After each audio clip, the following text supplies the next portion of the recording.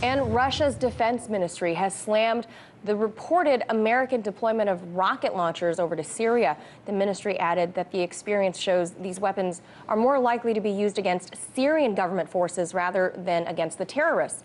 The weapons in question, the High Mobility Artillery Rocket System, also known as HIMARS. Meanwhile, during a hearing on Capitol Hill this morning, Defense Secretary Jim Mattis was met with criticism regarding his request to substantially increase the already increased defense spending budget. For more now on all of this, we're going to go to Michael Maloof, former Pentagon official. Mike, let me just ask you right off the bat here. Is it a good idea to give people like Mattis or Dunford to let them sort of take the reins on decision-making when it comes to the Middle East? Well, the president has given them decision-making of military decisions in the field.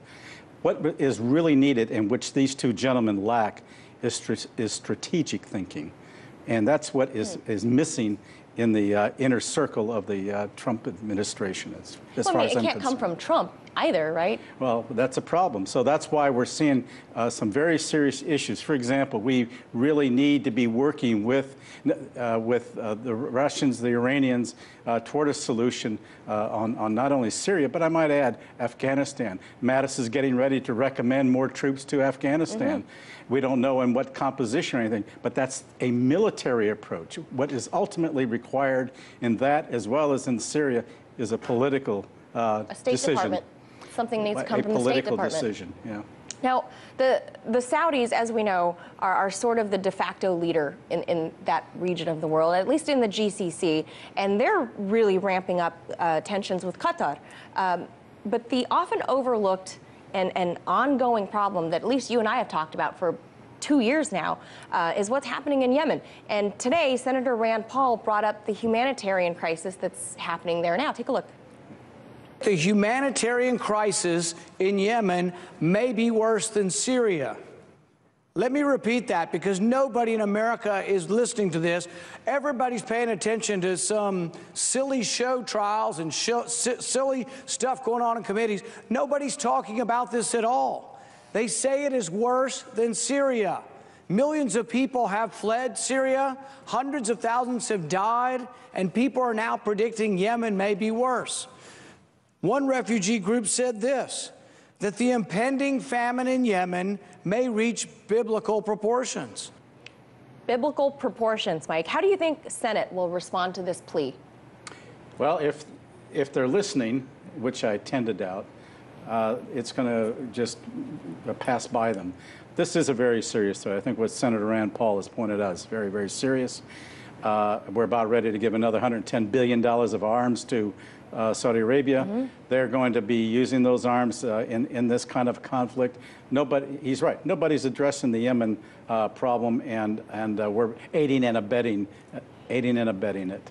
Right, exactly. The U.S. arms deals are being used directly right now in Yemen. And earlier we were talking about Qatar. Reports are emerging that the Qataris are also hatching their own deal to buy American F-15 fighter jets, a deal valued at about $12 billion. First of all, why is this happening, and how is this happening if President Trump is at least verbally backing the Saudis? Well, he really has no choice. We have one of the largest bases. In fact, the forward base for headquarters for Central Command is in Qatar, and I think what the Trump administration, what appears to be what the Trump administration is trying to do, notwithstanding the criticism of Qatar, is try to keep some semblance of unity among the GCC, even though they're split asunder internally. And the Saudis are not helping the problem whatsoever. They're actually a problem in trying to in actually promoting the disunity. They're fanning the flames then. So why are we hearing different stances on how to approach Saudi Arabia from the president and from the State Department? They're singing two different songs here. Well, it depends upon what the ultimate strategy is, if there is one. From what I can gather, the United States was to manage the GCC countries. appoint Saudi Arabia as the titular head, which was the case.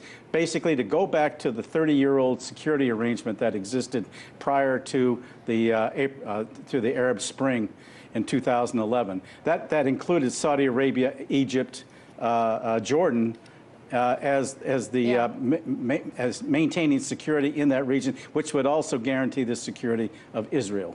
But that's all changing. That's all changing, because I think the Saudis misinterpreted what Trump's intentions were, and because they've been implementing an independent foreign policy of their own since the Mubarak was ousted.